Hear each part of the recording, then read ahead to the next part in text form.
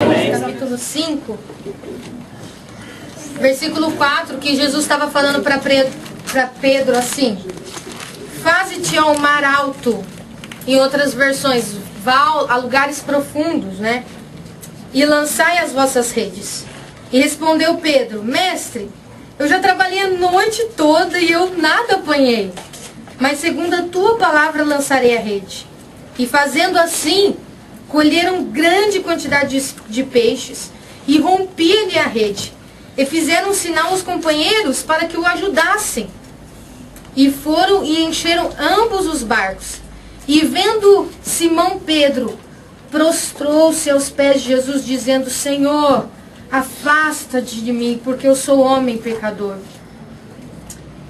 E o versículo 10, na parte B, diz assim: disse Jesus a Simão: não temas, porque de agora em diante te faço pescador de homens. Amém? É uma passagem muito conhecida. E eu estava lendo agora para preparar. O Thiago me avisou hoje: ó, você vai dar uma palavra, né?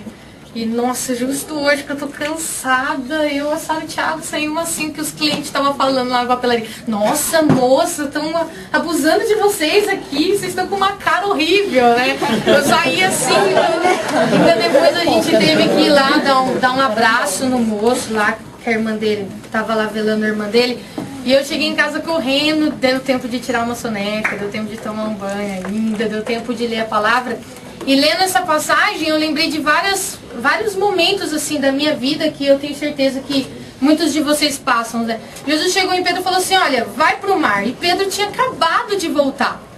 Era fato ele cair no descrédito. Nossa, eu pesquei a noite toda, eu tô cansada, entendeu? Às vezes a gente tem uma oportunidade, algo na nossa frente, e a gente tá assim: mas não deu certo antes, por que eu vou tentar agora de novo? A gente fica desacreditado, numa frustração. A gente tem mania de generalizar, né? Ah, se não deu certo nessa área, não vai dar nessa também. É tudo muito difícil. E Pedro estava nada mais, nada menos falando assim: olha, eu tô cansado, eu já pesquei a noite toda. O que faz, entendeu? Pensar que eu vou voltar e vou colher algum peixe agora. Mas ele foi, mesmo no cansaço, mesmo no descrédito. E a palavra do Senhor disse que um barco foi pouco para o tanto de peixe. Glória a Deus por isso, né? Que nem o Wellington falou: olha, eu tentei 4 vezes, né? Às vezes alguém já pensa assim: nossa, que menino burro, não passou na primeira, não passou na segunda. Mas, brincadeira, Wellington. Mas mesmo assim,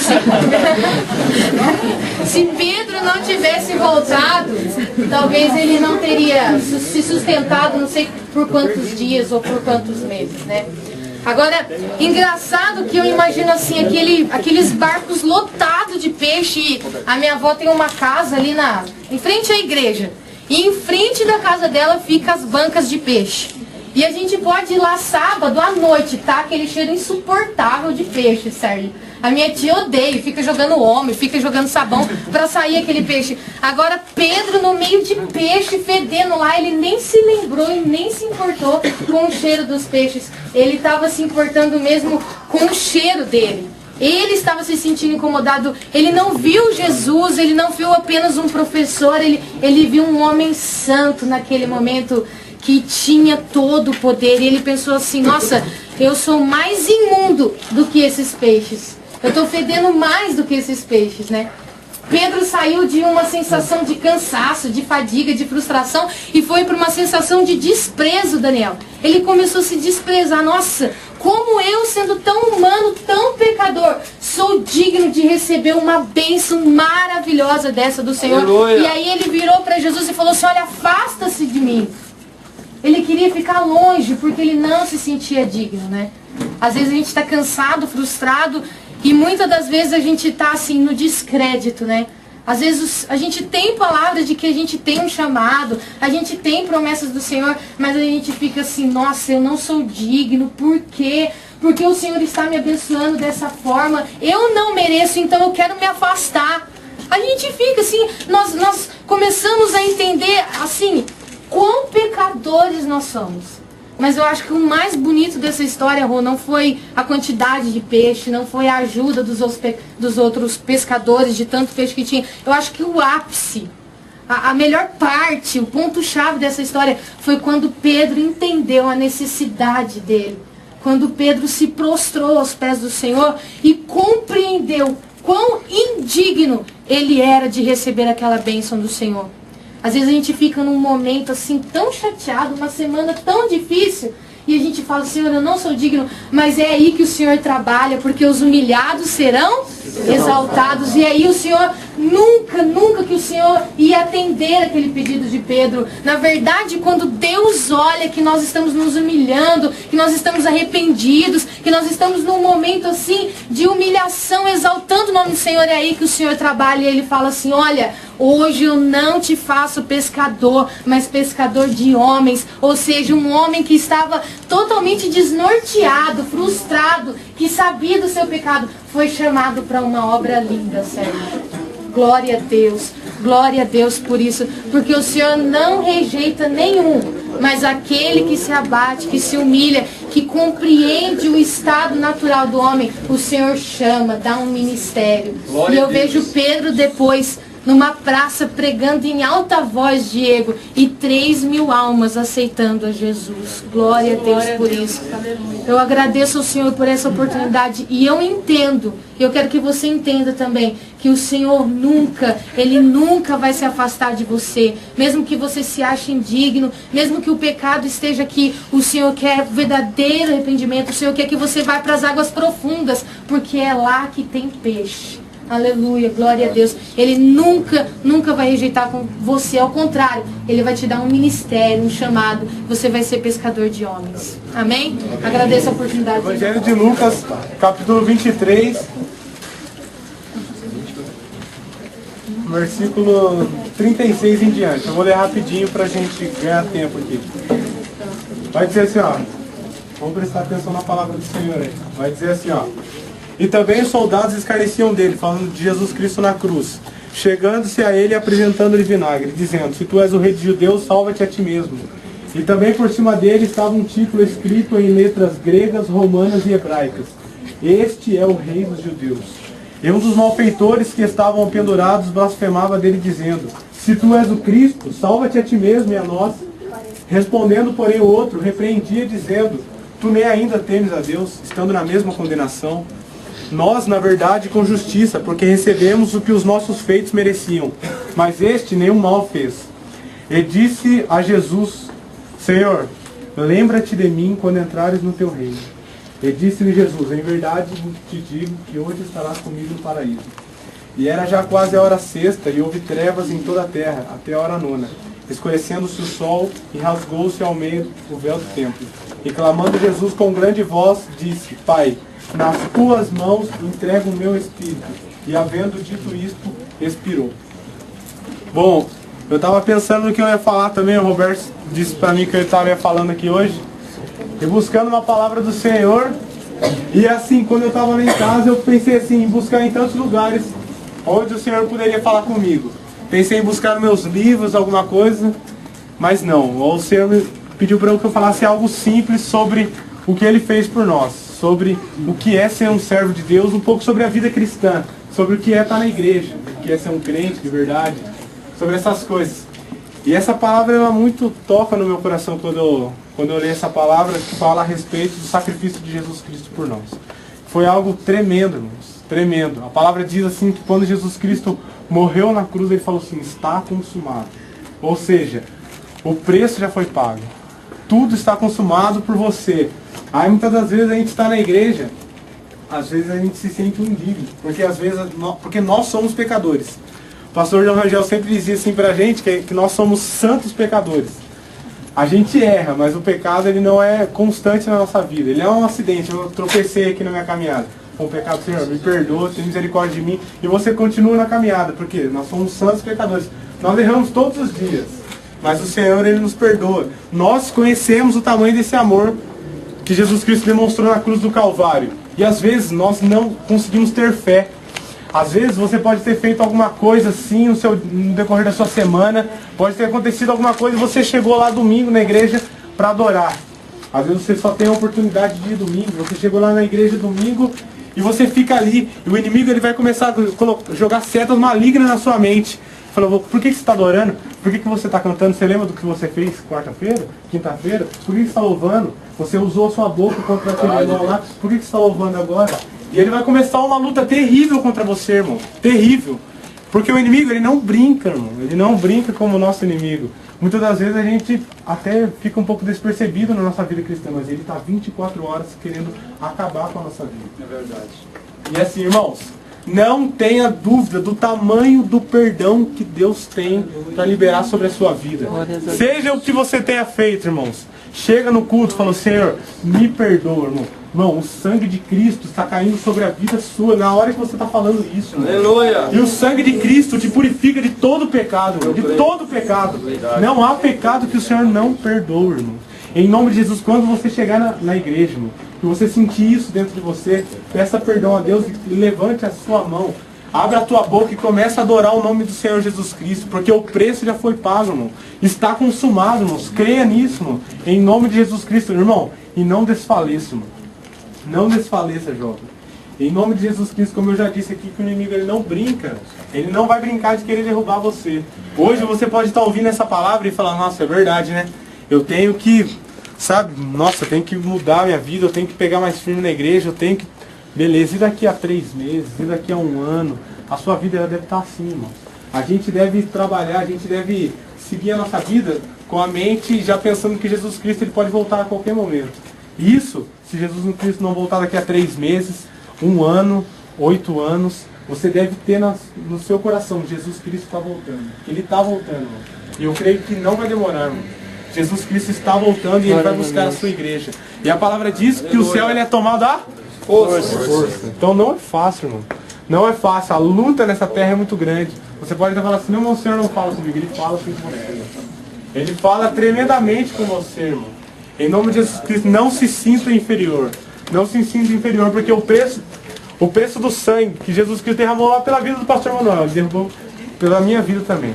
Ele derramou pela minha vida. O preço foi um só, irmão.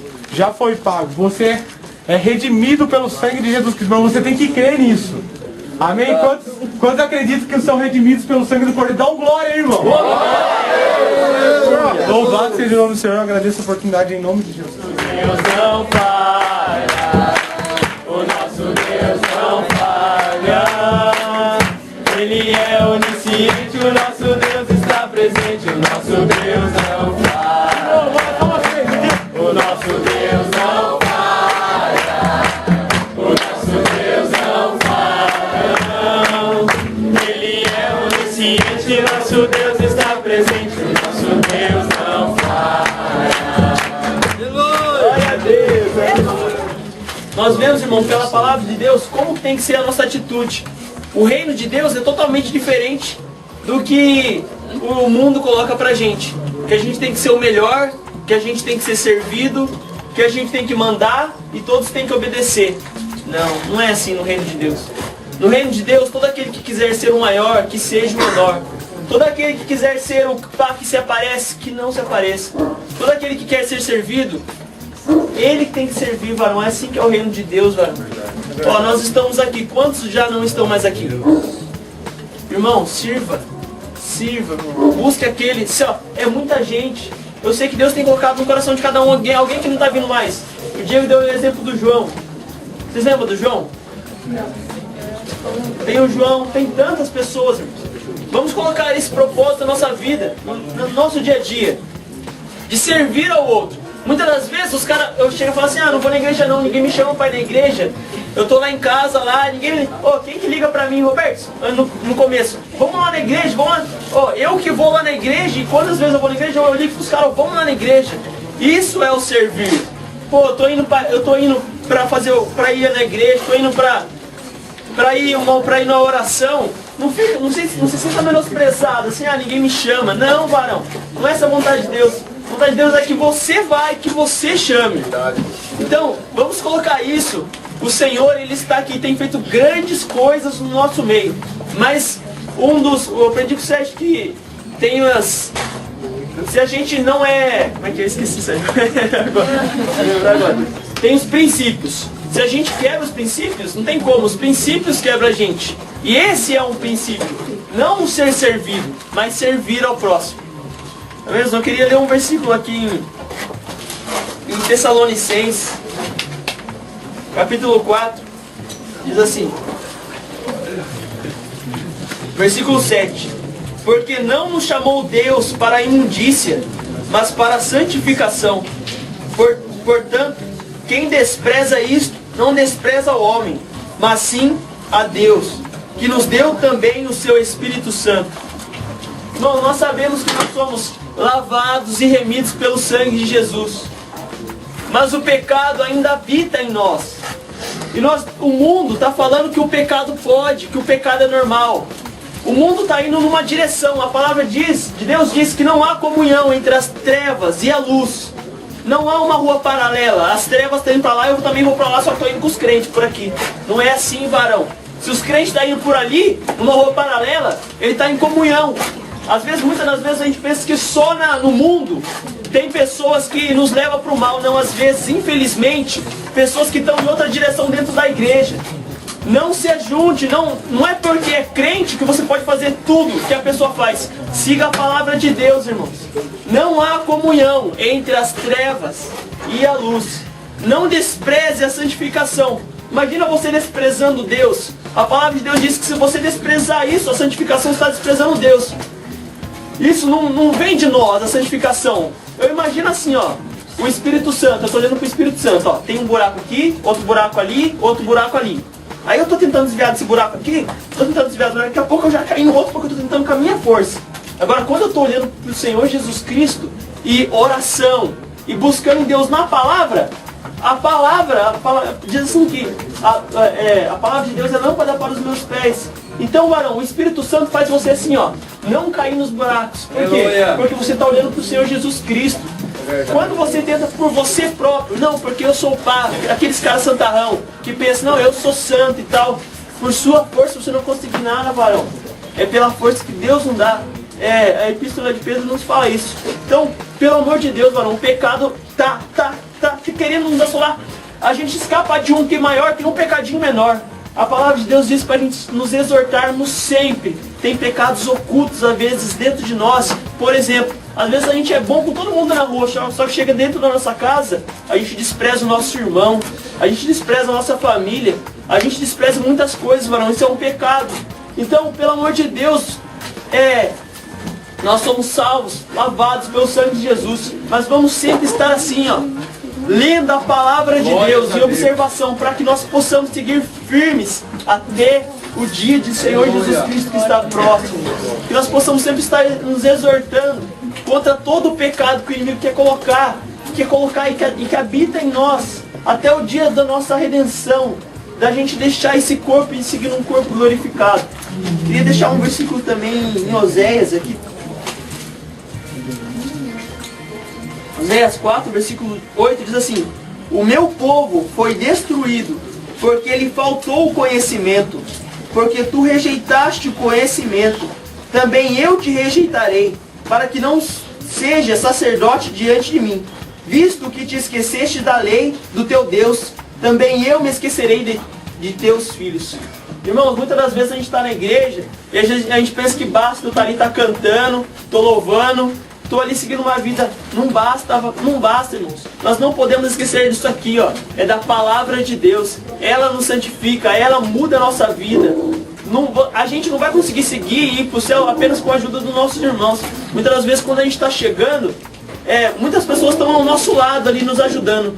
Mas depende de você, varão. O seu amigo sozinho não vai levar você para lugar nenhum, não. Você precisa estar aqui, ó, lendo a palavra de Deus. Olha para mim. Eu sou o mais... Eu repeti a quinta série por isso tantas vezes, repeti o terceiro colegial. Eu tinha um livro, cara, e durava 3 anos. Eu não escrevi, não lia. Você fala assim, mas eu não gosto de ler, quanto mais eu, varão.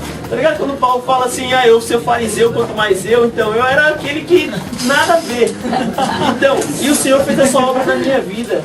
Fala, Senhor, eu não tenho vontade de ler, Senhor, mas põe essa vontade em mim, Senhor. Meu irmão, em nome do Senhor Jesus Cristo, você lê na palavra, você vai orar de uma maneira diferente. Ontem nós aprendemos na oração, a gente precisa ter o conhecimento. Como é que eu vou falar com o Andrade? Eu nem sei qual que é, o que ele gosta, o que ele não gosta e tal. Vou chegar nele e falar, Andrade, não sei o que, não sei o que, não sei o que. A gente lê na palavra, a gente sabe como chegar a Deus. Na oração a gente precisa da palavra de Deus, irmãos. Então essa é a palavra que eu tenho para deixar para os irmãos. Não porque você é pai, alguma coisa assim não, mas porque nós precisamos estar nisso aqui, ó, na palavra de Deus, de dia, de manhã, de tarde, de noite. E não deixe que o pecado venha fazer parte da sua vida. Não deixe que isso venha se sobejar, mas sempre está, Senhor, mostra para mim, Senhor, que eu tenho que melhorar. Mostra para mim, ó Deus, me guia, Pai. Mostra para mim, Senhor, eu preciso do Senhor. Última palavra que eu tenho para deixar para os irmãos aí é sobre a ovelha perdida. A ovelha perdida, ela era uma das 100. Ela saiu, ficou 99. Irmãos, muitas das vezes nós estávamos aqui no meio do povo de Deus e nós saímos. A palavra de Deus diz que o Senhor deixou as 99 para pegar uma. Os olhos do Senhor estão sobre você. O Senhor não se esquece das suas orações quando você era criança. O Senhor não se esquece de tudo aquilo que já aconteceu na sua vida. O Senhor, Ele não ama o pecado. Ele abomina o pecado. Mas Ele ama você. E Ele não vai desistir até o seu último suspiro. Até que você esteja na sua presença. A palavra de Deus diz que a árvore cortada, em Jó fala, o Senhor faz brotar, o Senhor faz reviver. Em nome do Senhor Jesus há esperança. O Senhor é assim, ó, Ele é o Todo-Poderoso. Então se hoje você saiu da presença do Senhor, o Senhor nunca deixou de estar com os braços abertos para você. O Senhor nunca deixou de estar te esperando de braços abertos. O Senhor tem bênçãos insondáveis.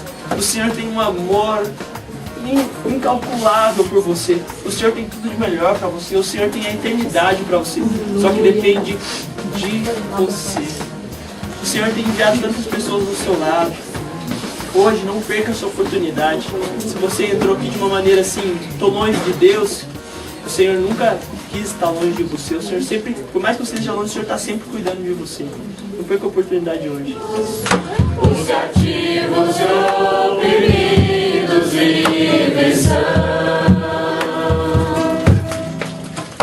Os enfermos e doentes são sarados,